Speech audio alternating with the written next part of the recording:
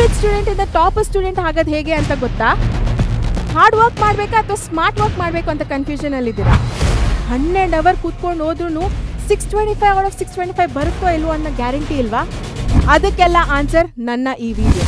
ಬರೀ 2 ಅವರ್ ಕೂತ್ಕೊಂಡು ಸ್ಮಾರ್ಟ್ ವರ್ಕಿಂದ ಎಕ್ಸಾಮಲ್ಲಿ ಔಟ್ ಆಫ್ ಔಟ್ ಬರೋದು ಹೇಗೆ ಅಂತ ಹೇಳ್ಕೊಟ್ಟಿದ್ದೀನಿ.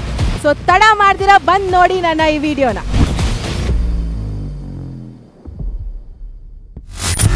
ಹಲೋ ಮಕ್ಕಳೇ, ನಾನು ಸಹನಾ, ನಿಮ್ಮ ಸೋಷಲ್ ಸೈನ್ಸ್ ಟೀಚರ್. ಎಸ್, ಇವತ್ತು ಇನ್ನೊಂದು ವಿಡಿಯೋ ಜೊತೆ ನಿಮ್ಮ ಮುಂದೆ ಬಂದಿದ್ದೀನಿ. ತುಂಬ ಯೂಸ್ಫುಲ್ ಆದಂಥ video. Study less gain more marks. ಏನಪ್ಪ ನಮ್ಮ ಟೀಚರ್ ಹಿಂಗೆ ಹೇಳ್ತಾ ಇದ್ದಾರೆ, ಕಮ್ಮಿ ಓದಿ ಅಂತ ಕನ್ಫ್ಯೂಷನಲ್ಲಿದ್ದೀರಾ? ಎಸ್ ಮಕ್ಕಳೇ, ನಾನು ಇವಾಗ ಏನು ಹೇಳಕ್ಕೆ ಹೋಗ್ತಾ ಇದ್ದೀನಿ ಅಂತಂದರೆ, ಎಷ್ಟಾಗುತ್ತೋ ಅಷ್ಟು ಕಮ್ಮಿ ಓದಿ, ಬಟ್ ಅದರಿಂದ ನಿಮಗೆ ಎಫೆಕ್ಟ್ ಜಾಸ್ತಿ ಬೀಳಬೇಕು. ಜಾಸ್ತಿ ಓದಿ ಏನೂ ಎಫೆಕ್ಟ್ ಇಲ್ಲ ಅನ್ನೋದ್ರಲ್ಲಿ ದೇರ್ ಇಸ್ ನೋ ಪಾಯಿಂಟ್ ಅಲ್ವಾ, ಏನೂ ಪ್ರಯೋಜನವೇ ಇಲ್ಲ. ಸೊ ಕಮ್ಮಿ ಓದಿದ್ರೂ ಅದು ಎಫೆಕ್ಟಿವ್ ಆಗಿರಬೇಕು. ನಾನು ಇವತ್ತೊಂದು ಚಿಕ್ಕ ಟಾಪಿಕ್ ಓದ್ರೂ ಅದು ನಂಗೆ ಲಾಸ್ಟ್ವರೆಗೂ ನೆನಪಿರಬೇಕು. ಎಕ್ಸಾಮಲ್ಲಿ ಬಂದಾಗ ನಾನು ಬರಿಬೇಕು, ಆ ಕೆಪಾಸಿಟಿ ನನಗೆ ಇರಬೇಕು ಅಂತ ನಿಮ್ಗೆ ಅನಿಸಿದ್ರೆ ಡೆಫಿನೆಟ್ಲಿ ಈ ವಿಡಿಯೋನ ಕೊನೆ ತನಕ ನೋಡಿ, ನಿಮಗೆ ಹೆಲ್ಪ್ಫುಲ್ ಆಗುತ್ತೆ. ಸೊ ತಡ ಮಾಡ್ದಿರ ಸ್ಟಾರ್ಟ್ ಮಾಡೇ ಬಿಡೋಣ. Why study smart? ಯಾಕೆ ನಾವು ಸ್ಮಾರ್ಟಾಗಿ ಓದಬೇಕು ಮಕ್ಕಳೇ? Yes yes yes hard work ತುಂಬ ಇಂಪಾರ್ಟೆಂಟ್ ಆಗುತ್ತೆ. ಬಟ್ ಆ ಹಾರ್ಡ್ ವರ್ಕಿಂದ ನಿಮ್ಗೆ ಏನೂ ಆಗ್ತಾಯಿಲ್ಲ, ಏನೂ ಪ್ರಾಫಿಟ್ಟೇ ಇಲ್ಲ, ಏನೂ ಫಾಯ್ದಾನೇ ಇಲ್ಲ ಅಂತಂದರೆ ಅದು ಏನು ಲೆಕ್ಕಾಚಾರ ಅಲ್ವಾ? ಸೊ ಹಾರ್ಡ್ ವರ್ಕ್ನ ಎಷ್ಟು ಸ್ಮಾರ್ಟಾಗಿ ಮಾಡ್ತೀರಾ ನೀವು ಅನ್ನೋದೇ ಇಂಪಾರ್ಟೆಂಟ್ ಆಗುತ್ತೆ. ಸೊ ಯಾಕೆ ನಾವು ಸ್ಮಾರ್ಟಾಗಿ ಓದಬೇಕು ನೋಡಿ, ಇಲ್ಲಿ focus plus strategy better result. So ನಮ್ಮ ಗಮನ ಇಟ್ಟು ಓದಬೇಕು. ಸ್ಟ್ರಾಟಜಿಕಲಿ ಓದಿದಾಗ ನಮಗೆ ಉತ್ತಮ ಫಲಿತಾಂಶಗಳು ಸಿಗುತ್ತೆ, ಹೌದಾ ಅಲ್ವಾ? ಸೊ ಅದಕ್ಕೆ ಸ್ಮಾರ್ಟ್ ಸ್ಟಡಿ ತುಂಬ ಇಂಪಾರ್ಟೆಂಟ್ ಆಗುತ್ತೆ.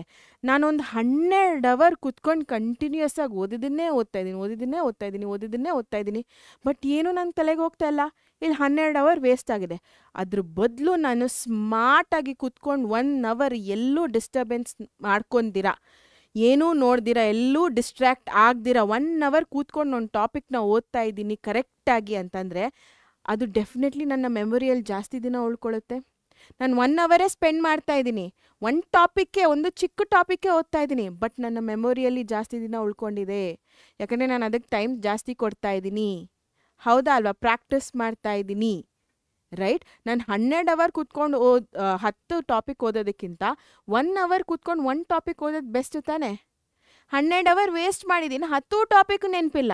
ಬಟ್ ಇಲ್ಲಿ ಬರೀ 1 ಅವರ್ ನಾನು ಸ್ಪೆಂಡ್ ಮಾಡಿದ್ದೀನಿ, 1 ಟಾಪಿಕ್ ಕರೆಕ್ಟಾಗಿ ನಾನು ಓದ್ಕೊಂಡಿದ್ದೀನಿ. 1 ಟಾಪಿಕ್ ಎಕ್ಸಾಮಿಗೆ ಬಂದಿದೆ, 4 ಮಾರ್ಕ್ಸಿನ ಕ್ವೆಶ್ಚನ್. ಅದು ಎಷ್ಟು ಪುಣ್ಯ ನೋಡಿ, ಹೌದಾ ಅಲ್ವಾ? ಸೊ ನಾನು ಅದನ್ನೇ ಹೇಳ್ತಾ ಇರೋದು, ಫೋಕಸ್ ಪ್ಲಸ್ ಸ್ಟ್ರಾಟಜಿ. ಸೊ ಗಮನ ಹಾಗೂ ಸ್ಟ್ರಾಟಜಿಯಿಂದ, ತಂತ್ರದಿಂದ ಉತ್ತಮ ಫಲಿತಾಂಶಗಳು ಬರುತ್ತೆ. ಓಕೆನಾ? ಸೊ ಇದು ಹೇಗೆ ಮಾಡೋದು ಅಂತ ನಾನೊಂದು 7 ರೂಲ್ಸ್ನ ಇಟ್ಟಿದ್ದೀನಿ ಮಕ್ಕಳೇ ನಿಮಗೆ. ಸೊ 1 ಬೈ 1 ಒಂದೊಂದಾಗೆ ಹೇಳ್ತಾ ಹೋಗ್ತೀನಿ. ಸೊ ನಮಗೆ ಸಪ್ತ ಸ್ವರಗಳು ಹೇಗೆ important, 7 colours in the rainbow ಹೇಗೆ ಇಂಪಾರ್ಟೆಂಟು, ಸಪ್ತ ಸಮುದ್ರಗಳು ಹೇಗಿದೆಯೋ, ಈ ಒಂದು ಸಪ್ತ ರೂಲ್ಸ್ ಏನಿದೆ ತುಂಬ ಇಂಪಾರ್ಟೆಂಟ್. ಸೊ ಇವತ್ತಿಂದ ಶುರು ಮಾಡಿ ಡೆಫಿನೆಟ್ಲಿ ಎಕ್ಸಾಮ್ಗೆ 625 ಔಟ್ ಆಫ್ 625 ಬರುತ್ತೆ. ಓಕೆನಾ? So rule number 1, focus study session. So focus study session ಅಂದಿದ ತಕ್ಷಣ ನಾನು ಎಷ್ಟು ಓದ್ತಾ ಇದ್ದೀನೋ ಅದನ್ನು ಕಂಪ್ಲೀಟಾಗಿ ಫೋಕಸ್ಡಾಗಿ ಓದಬೇಕು, ಗಮನ ಕೊಟ್ಟು ಓದಬೇಕು. ನಾನು ಹೇಳ್ದಂಗೆ ನಾನು 1 ಅವರ್ ಓದ್ತಾ ಇದ್ದೀನಿ ಅಂತಂದರೆ ಆ 1 ಅವರು ನನ್ನ ಗಮನ ನಾನು ಏನು ಟಾಪಿಕ್ ಮೇಲೆ ಓದ್ತಾ ಇದ್ದೀನೋ ಅದ್ರ ಮೇಲೆ ಇರಬೇಕು. ಓಕೆನಾ? ನೋಡಿ, study in short bursts. So ಕಡಿಮೆ ಸಮಯದಲ್ಲಿ ಅಧ್ಯಯನ ಮಾಡಿ. For example pomodoro techniques. So ನಾನು ಮತ್ತೆ ನನ್ನ ವೀಡಿಯೋಸಲ್ಲಿ ಹೇಳಿದ್ದೀನಿ, ಆ್ಯಂಡ್ ಇದು ಸೈಂಟಿಫಿಕಲಿ ಪ್ರೂವನ್ ಕೂಡ. ಓಕೆನಾ? ಲೈಕ್ ಫಾರ್ ಎಕ್ಸಾಂಪಲ್ 1 ಅವರ್ ನಾನು ಓದ್ತಾ ಇದ್ದೀನಿ ಅಂತಂದರೆ 25 ಮಿನಿಟ್ಸ್ ಓದ್ತಾ ಇದ್ದೀನಿ, 5 ಮಿನಿಟ್ಸ್ ಬ್ರೇಕ್ ತೊಗೋತಾ ಇದ್ದೀನಿ. ಮತ್ತೆ 25 ಮಿನಿಟ್ಸ್ ಓದ್ತಾ ಇದ್ದೀನಿ, 5 ಮಿನಿಟ್ಸ್ ಬ್ರೇಕ್ ತೊಗೋತಾ ಇದ್ದೀನಿ. ಅರ್ಥ ಆಯ್ತಾ? ಸೊ 2 ಅವರ್ ಓದ್ತಾ ಇದ್ದರೆ 25, 5 ಮಿನಿಟ್ಸ್, 25, 5 ಮಿನಿಟ್ಸ್, ಈ ಥರ 4 ಸೆಟ್ ಮಾಡಿ. 1 ಅವರ್ ಓದ್ತಾ ಇದ್ದರೆ 2 ಸೆಟ್ ಮಾಡಿ. ಓಕೆನಾ? ಸೊ ಇದು ತುಂಬ ಎಫೆಕ್ಟ್ ಬೀಳುತ್ತೆ. ಸೊ 20 ಮಿನಿಟ್ಸ್ ಓದಿ 5 ಮಿನಿಟ್ಸ್ ರಿವಿಷನ್ ಮಾಡಿ, 5 ಮಿನಿಟ್ಸ್ ಬ್ರೇಕ್ ತೊಗೊಳ್ಳಿ. 20 ಮಿನಿಟ್ಸ್ ಓದಿ 5 ಮಿನಿಟ್ಸ್ ರಿವಿಷನ್ ಮಾಡಿ, 5 ಮಿನಿಟ್ಸ್ ಬ್ರೇಕ್ ತೊಗೊಳ್ಳಿ. ಸೊ ಈ ಥರ ಮಾಡೋದ್ರಿಂದ ಡೆಫಿನೆಟ್ಲಿ ಏನಾಗುತ್ತಪ್ಪ ಅಂತಂದರೆ ನಿಮಗೆ ಫೋಕಸ್ ಲೆವೆಲ್ಸ್ ಜಾಸ್ತಿ ಆಗುತ್ತೆ. ಒಂದೇ ಕಡೆ ಕೂತ್ಕೊಳ್ಳೋದು ನಿಮಗೆ ಪ್ರಾಕ್ಟೀಸ್ ಆಗುತ್ತೆ. ಫೋಕಸ್ ಮಾಡೋದು ಪ್ರಾಕ್ಟೀಸ್ ಆಗುತ್ತೆ ಆ್ಯಂಡ್ ಅರ್ಥ ಮಾಡ್ಕೊಳ್ಳೋ ಕೆಪಾಸಿಟಿ ಕೂಡ ಜಾಸ್ತಿ ಆಗುತ್ತೆ. So focusing is very very important. ಅದನ್ನು ಹೇಗೆ ಮಾಡ್ತೀರಾ? ಕಮ್ಮಿ ಸಮಯದಲ್ಲಿ ಓದುವಂಥದ್ದು, ಅಧ್ಯಯನ ಮಾಡುವಂಥದ್ದು. Like in short bursts. Pomodoro technique is one of the beautiful techniques, scientifically proven also. 25 ನಿಮಿಷ ಓದೋದು, 5 ನಿಮಿಷ ಬ್ರೇಕ್ ತೊಗೊಳ್ಳೋದು, 25 ನಿಮಿಷ ಓದೋದು, 5 ನಿಮಿಷ ಬ್ರೇಕ್ ತೊಗೊಳ್ಳೋದು. ಓಕೆನಾ? Next rule number 2, understand, don't mug up. ಸುಮಾರು ಜನ ಮಾಡುವಂಥ ತಪ್ಪು, ನಾನು ಆ್ಯಸ್ ಸ್ಟೂಡೆಂಟ್ ಮಾಡಿರೋ ಅಂಥ ತಪ್ಪಿದು. But over a period of time ನಾನು ಅರ್ಥ ಮಾಡ್ಕೊಂಡಿದ್ದೇನಪ್ಪ ಅಂತಂದರೆ, ಸುಮ್ಮನೆ ನಾನು ಮಗ್ ಮಾಡ್ತಾಯಿದ್ರೆ, ಬೈ ಹಾರ್ಟ್ ಮಾಡ್ತಾಯಿದ್ರೆ, ನಾಳೆ ದಿನ ಎಕ್ಸಾಮಲ್ಲಿ ಏನೂ ಅರ್ಥ ಆಗೋದಿಲ್ಲ ನನಗೆ, ಕ್ವೆಶ್ಚನ್ಗಳೇನೂ ಅರ್ಥ ಆಗೋದಿಲ್ಲ, ಆನ್ಸರ್ಸ್ಗಳು ಏನೂ ಬರೋದಿಲ್ಲ ಅಂತ. ಸೊ ನಾನು ಇವೆಂಚುಲಿ ನಾನು ಅರ್ಥ ಮಾಡ್ಕೋಬೇಕು, ಅಂಡರ್ಸ್ಟ್ಯಾಂಡ್ ಮಾಡ್ಕೋಬೇಕು, ಆವಾಗಲೇ ನನಗೆ ನೆನಪಿರೋದು ಅಂತ ನನಗೆ ಅರಿವಾಯಿತು. ಸೊ ಈ ಒಂದು ಅರಿವು ನಿಮಗೆ ಈಗಲೇ ಆಗಲಿ ಅಕಸ್ಮಾತಾಗಿ ನೀವು ಮಗ್ಅಪ್ ಮಾಡ್ತಾಯಿದ್ರೆ. ಸೊ ಫಸ್ಟ್ ಆಫ್ ಆಲ್ ಕಾನ್ಸೆಪ್ಟ್ಗಳನ್ನು ಅರ್ಥ ಮಾಡ್ಕೊಳ್ಳಿ. ಸೊ ಆ ಕಾನ್ಸೆಪ್ಟನ್ನ ಅರ್ಥ ಮಾಡ್ಕೊಳ್ಳೋದಕ್ಕೆ ಒಂದು ಸತಿ ಒಮ್ಮೆ ಓದಿ, ಒಂದು ಸತಿ ಅಟ್ಲೀಸ್ಟ್ ಓದಬೇಕು, ಆಯಿತಾ? ಇವಾಗ ಫಾರ್ ಎಕ್ಸಾಂಪಲ್ ನೀವು ಸೈನ್ಸಲ್ಲಿ ಏನಾದರೂ ಒಂದು ಕಾನ್ಸೆಪ್ಟನ್ನ ತೊಗೊಂಡಿದ್ದೀರಾ, ರಿಪ್ರೊಡಕ್ಟಿವ್ ಸಿಸ್ಟಮ್ ಅಂತ ತೊಗೊಳ್ಳಿ.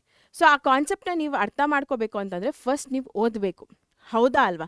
ಸೊ ಅದನ್ನು ಓದಿ ಅದಾದಮೇಲೆ ಅರ್ಥ ಮಾಡ್ಕೊಳ್ಳೋ ಪ್ರಯತ್ನ ಮಾಡಿ, ರೈಟ್?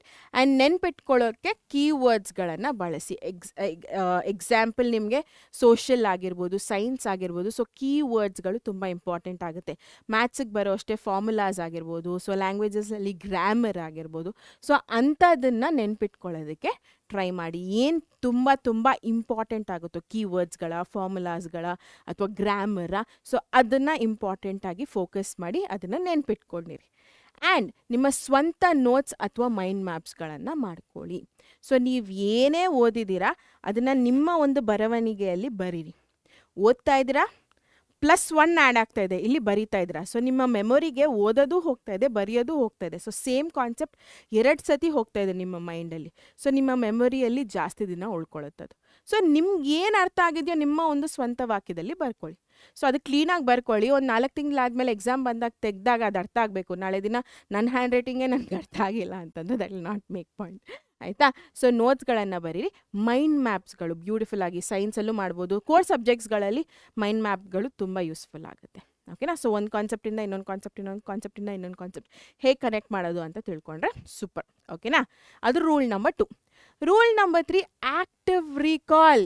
ಎಸ್, ನಾನು ಗಮನ ಕೊಟ್ಟು ಓದಿದೆ, ನಾನು 1 ಅವರ್ ಕೂತ್ಕೊಂಡು ಪೊಮೊಡೊರೊ ಟೆಕ್ನಿಕ್ನ ಯೂಸ್ ಮಾಡಿ ಓದಿದೆ ಮ್ಯಾಮ್ ಅಂತ ಅಂದರೆ ಆಗೋಯ್ತಾ? ಇಲ್ಲ, ಡೆಫಿನೆಟ್ಲಿ ರಿವಿಷನ್ ಅನ್ನೋದನ್ನು ಮಾಡಬೇಕು ಮಕ್ಕಳೇ. ರಿವಿಷನ್ ಇಲ್ದಿರ ನೀವೇನು ಓದಿದ್ರೋ ಬಹುಶಃ ನೀವು ಪೊಮೊಡೊರೊ ಟೆಕ್ನಿಕ್ನ ಯೂಸ್ ಮಾಡಿಕೊಂಡು ಓದಿದ್ದಕ್ಕೆ ಒಂದು 3 ದಿನ ನೆನ್ಪಿಡ್ತೇನೋ, ಮುಂಚೆ ಅದೂ ನೆನ್ಪಿಡ್ತಾ ಇರಲಿಲ್ಲ.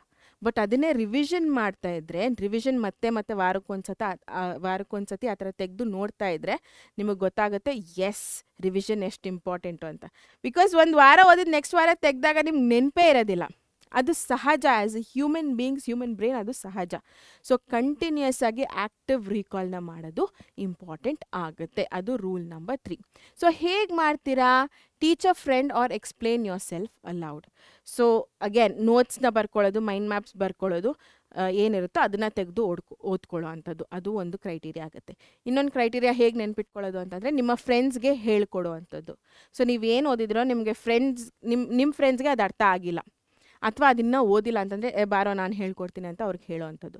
ಅಥವಾ ನಿಮಗೆ ನೀವೇ ಜೋರಾಗಿ ಪ್ರಾಕ್ಟೀಸ್ ಮಾಡೋವಂಥದ್ದು. ಇವಾಗ ಬ್ಯಾಟಲ್ ಆಫ್ ಪ್ಲಾಸಿ ಅಂದಿದ ತಕ್ಷಣ ಜೋರಾಗಿ ಎಸ್ ಇದಾಯಿತು, ಇದು ರೀಸನ್ಸು, ಇದು ಔಟ್ಕಮ್ಸು, ಇದು ರಿಸಲ್ಟ್ಸು ಅಂತ ನಿಮಗೆ ನೀವೇ ಲೌಡಾಗಿ ಹೇಳೋ ಅಂಥದ್ದು ಕೂಡ ಹೆಲ್ಪ್ ಆಗುತ್ತೆ. ಓಕೆನಾ?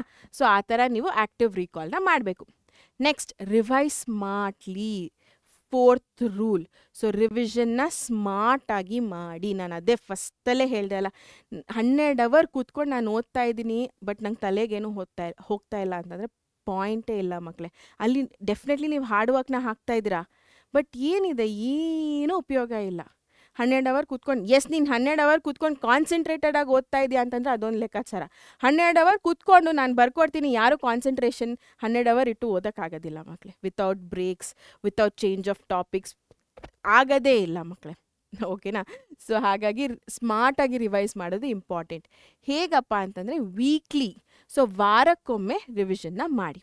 ಓಕೆನಾ? ಸೊ ಹೇಗೆ ಮಾಡ್ತೀರಾ? ಇಡೀ ವಾರ ನೀವು ಏನು ಓದಿದ್ದೀರಾ, ಸೊ ನಿಮ್ಮ ಸ್ವಂತ ಟಾಪಿಕ್ಸ್ ಏನಾದರೂ ಓದಿದರೆ, ಹೊಸ ಟಾಪಿಕ್ಸ್ ಏನಾದರೂ ಓದಿದರೆ ಅದನ್ನು ರಿವಿಷನ್ ಮಾಡುವಂಥದ್ದು, ಸ್ಕೂಲಲ್ಲಿ ಏನೇನಾಗಿದೆಯೋ ಅದನ್ನೆಲ್ಲ ರಿವಿಷನ್ ಮಾಡುವಂಥದ್ದು, ಆಯಿತಾ? ಸೊ ಲಾಸ್ಟಲ್ಲಿ ಸ್ಯಾಟರ್ಡೇನೂ ನಿಮಗೆ ಸ್ಕೂಲ್ ಇರುತ್ತೆ ಬಿಡಿ, ಸಂಡೇ ಒಂದಿನ ಫ್ರೀ ಇರುತ್ತಲ್ವ, ಒಂದು 1 ಅವರ್ ಕೂತ್ಕೊಂಡು ಇಡೀ ವಾರ ನೀವು ಏನು ಪ್ರಾಕ್ಟೀಸ್ ಮಾಡಿದ್ದೀರಾ, ಏನು ಓದಿದ್ದೀರಾ ಅದನ್ನು ರಿವಿಷನ್ನ ಮಾಡಿ. ರಿವಿಷನ್ ಹೇಗೆ ಮಾಡ್ತೀರಾಪ್ಪ ಅಂತಂದರೆ ಫ್ಲ್ಯಾಶ್ ಕಾರ್ಡ್ಸ್ನ ಯೂಸ್ ಮಾಡಿಕೊಂಡು ಅಥವಾ ಸ್ಟಿಕ್ಕಿ ನೋಟ್ಸ್ನ ಯೂಸ್ ಮಾಡಿಕೊಂಡು ಸ್ಮಾರ್ಟಾಗಿ ರಿವೈಸ್ ಮಾಡ್ಬೋದು. ಸೊ ನಾನು ಹೇಳಿದೆ ಸ್ಟಾರ್ಟಿಂಗಲ್ಲೇ ಮೈಂಡ್ ಮ್ಯಾಪ್ಸು ಇದೆಲ್ಲ ಅಲ್ವಾ, ಸೊ ಅದನ್ನೇ ಒಂದು ಫ್ಲ್ಯಾಶ್ ಕಾರ್ಡಲ್ಲಿ ಅಥವಾ ಸ್ಟಿಕ್ಕಿ ನೋಟ್ಸಲ್ಲಿ ಬರ್ಕೊಂಡು ನಿಮ್ಮ ವಾಲ್ಸ್ ಮೇಲೆ ಅಂಟಿಸ್ಬೋದು.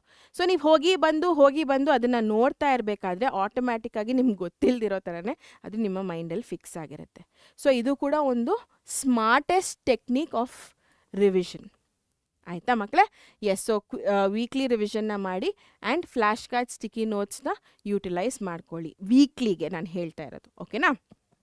S, next rule number 5, prioritise high weightage topics. So ನಿಮಗೆ ಗೊತ್ತಿದೆ ಯಾವ ಚಾಪ್ಟರಿಂದ ನಿಮಗೆ ಹೆಚ್ಚು ಅಂಕಗಳು ಬರುತ್ತೆ ಅಂತ.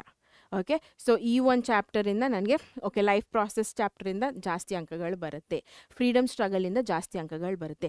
ಸೊ ನಾನು ಅದಕ್ಕೆ 4 ಅವರ್ ಸ್ಪೆಂಡ್ ಮಾಡಿದ್ರು ಏನು ತಪ್ಪಿಲ್ಲಪ್ಪ ಅನ್ನೋದು ನಿಮಗೆ ಗೊತ್ತಾಗಬೇಕು, ಆಯಿತಾ? ಯಾವುದೋ ಒಂದು ಚಿಕ್ಕ ಲೆಸನ್ ಇದೆ, ಅದರಿಂದ ವೇಟೇಜ್ ಬರೀ 2 ಮಾರ್ಕ್ಸ್ ಬರ್ತಾ ಇದೆ ಅಂತಂದರೆ ಅದಕ್ಕೆ 1 ಅವರ್ ಕೂತ್ಕೊಂಡ್ರೂ ಆಗುತ್ತೆ, ಸಾಕು, ಆಯಿತಾ? ಸೊ ಫಸ್ಟ್ ಆಫ್ ಆಲ್ ಯಾವುದು ಹೈ ವೇಟೇಜ್ ಚಾಪ್ಟರ್ಸ್ ಇದೆಯೋ ಅದನ್ನು ಓದೋದಕ್ಕೆ ಸ್ಟಾರ್ಟ್ ಮಾಡಿ, ಅದು ತುಂಬ ಇಂಪಾರ್ಟೆಂಟ್ ಆಗುತ್ತೆ. ಓಕೆನಾ? So focus more on important chapters. So ಪ್ರಮುಖ ಅಧ್ಯಯನಗಳು ಏನಿದೆಯಾ ಅದಕ್ಕೆ ನೀವು ಹೆಚ್ಚು ಗಮನವನ್ನು ಕೊಡಿ. ಓಕೆನಾ? ಅದಕ್ಕೆ ಜಾಸ್ತಿ ಟೈಮ್ ಸ್ಪೆಂಡ್ ಮಾಡಿ. ಸೊ ಅಲ್ಲಿ 4 ಅವರ್ ಸ್ಪೆಂಡ್ ಮಾಡಬೇಕಾ, 4 ಅವರ್ ಸ್ಪೆಂಡ್ ಮಾಡಿ. ಯಾವುದೋ ಒಂದು ಸಣ್ಣ ವೇಟೇಜ್ ಇರೋವಂಥ ಚಾಪ್ಟರ್, 2 ಮಾರ್ಕ್ ಬರೋವಂಥ ಚಾಪ್ಟರ್ನ ನೀವು ತೊಗೊಂಡು 4 ಅವರ್ 5 ಅವರ್ ಓದಿದ್ರೆ ಪ್ರಯೋಜನ ಇಲ್ಲ, ಸುಮ್ಮನೆ ಟೈಮ್ ವೇಸ್ಟ್ ಆಗ್ತಾ ಇದೆ ಅಷ್ಟೇ. ಅದ್ರ ಬದಲು ಅದೇ 4-5 ಅವರು ಹೈ ವೇಟೇಜ್ ಇರೋ ಚಾಪ್ಟರ್ ಓದಿದರೆ ನಿಮಗೆ ಗ್ಯಾರಂಟಿ 5 ಮಾರ್ಕ್ಸ್ ಬರ್ತಾಯಿತ್ತು, ಹೌದಾ ಅಲ್ವಾ? ಸೊ ಇಂಪಾರ್ಟೆನ್ಸ್ ಯಾವುದಕ್ಕೆ ಕೊಡಬೇಕು ಅಂತ ನೋಡ್ಕೊಳ್ಳಿ. ಡೆಫಿನೆಟ್ಲಿ ಎಲ್ಲ ಚಾಪ್ಟರ್ಸು ಓದಬೇಕು, ಬಿಕಾಸ್ ಫೈನಲ್ ಎಕ್ಸಾಮಲ್ಲಿ ಎಲ್ಲ ಚಾಪ್ಟರ್ಸಿಂದನೂ 1 ಅಥವಾ 2 ಮಾರ್ಕ್ಸ್ ಮಿನಿಮಮ್ ಬಂದೇ ಬರುತ್ತೆ. ಬಟ್ ಯಾವುದಕ್ಕೆ ಜಾಸ್ತಿ ಪ್ರಾಮುಖ್ಯತೆ ಕೊಡಬೇಕು ಅನ್ನೋದು ನಿಮಗೆ ಗೊತ್ತಿರಬೇಕು. ಓಕೆನಾ? ಸೊ ವೇಟೇಜ್ ತುಂಬ ಇಂಪಾರ್ಟೆಂಟ್ ಆಗುತ್ತೆ. Rule number 6, rest and routine. Ma'am ಇದು ಸಖತ್ತಾಗಿರೋ ಅಂಥ ರೂಲು ಅಂತ ಅನಿಸುತ್ತೆ ನಿಮಗೆ.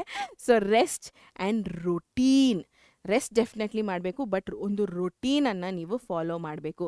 ಒಂದಿನ 6 ಗಂಟೆಗೆ ಎದ್ದು, ಇನ್ನೊಂದು ದಿನ 8 ಗಂಟೆಗೆ ಎದ್ದು, ಇನ್ನೊಂದು ದಿನ 12 ಗಂಟೆಗೆ ಎದ್ದರೆ ಆಗೋದಿಲ್ಲ ಮಕ್ಕಳೇ. ನೀವು ಆ ಫೇಸಲ್ಲಿಲ್ಲ, ಆ ಫೇಸ್ ಆಫ್ ಲೈಫಲ್ಲಿ ಇಲ್ಲ ನೀವು ಇವಾಗ. ಓಕೆ, ನೀವು 10th ಸ್ಟ್ಯಾಂಡರ್ಡ್ ಮಕ್ಕಳು. ಒಂದು ರೊಟೀನ್ ಅನ್ನೋದನ್ನು ನೀವು ಮಾಡ್ಕೋಬೇಕು ಆ್ಯಂಡ್ ಅದನ್ನು ಫಾಲೋ ಮಾಡಬೇಕು. ಓಕೆನಾ?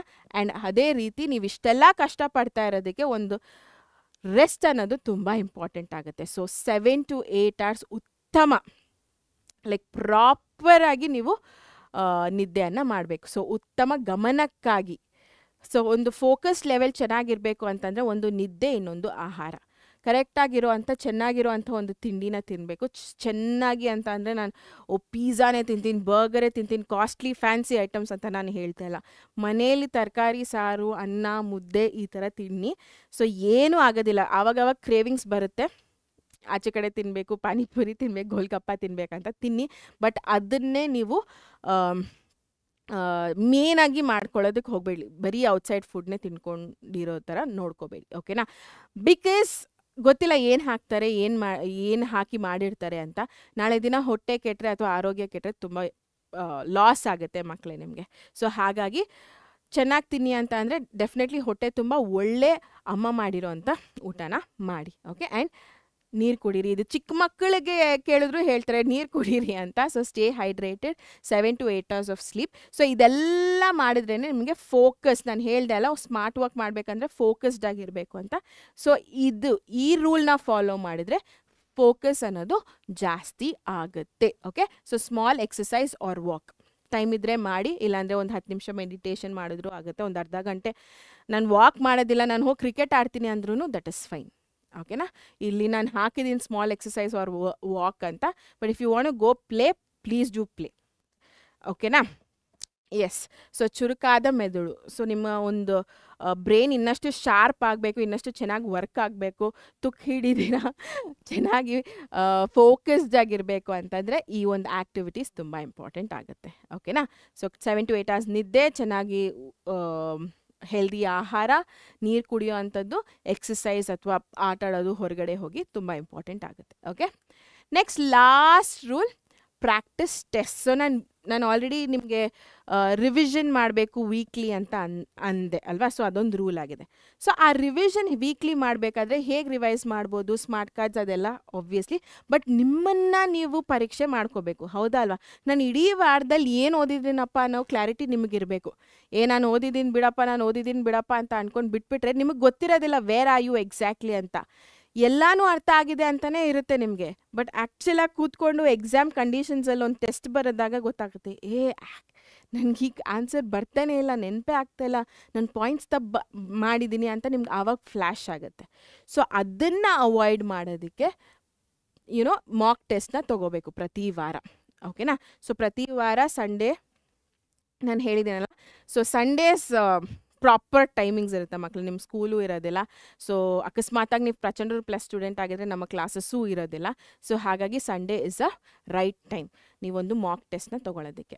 ನೀವು ಏನು ಓದಿದಿರೋ ಇಡೀ ಒಂದು ವಾರದಲ್ಲಿ ಎಕ್ಸಾಮ್ ಕಂಡೀಷನ್ಸಲ್ಲಿ ಕೂತ್ಕೊಂಡು, ಅಂದರೆ ಒಂದು 3 hour ಟೈಮರ್ ಇಟ್ಕೊಂಡು ಕೂತ್ಕೊಂಬಿಡಿ. ಸೊ ಒಂದು ನೀರು ಬಾಟ್ಲ್ ಇಟ್ಕೊಳ್ಳಿ, ಎಕ್ಸಾಮ್ ಕಂಡೀಷನ್ಸಲ್ಲಿ ಹೇಗೆ ಬರೀತಿರೋ ಹಾಗೆ ಬರೀತಾ ಹೋಗಿ. ಓಕೆನಾ? ಎಸ್. ಸೊ ಅಪ್ಪನಿಗೆ ಫಸ್ಟೇ ಹೇಳಿಬಿಡಿ, ನಾನು ರೂಮ್ ಬಾಗಿಲು ಹಾಕೋತಾ ಇದ್ದೀನಿ, ಎಕ್ಸಾಮ್ ತೊಗೋತಾ ಇದ್ದೀನಿ, ಸೊ ಯಾರು ಡಿಸ್ಟರ್ಬ್ ಮಾಡಬೇಡಿ, ಯಾರು ಫೋನ್ ಮಾಡಬೇಡಿ ಅಂತ ಎಲ್ಲ.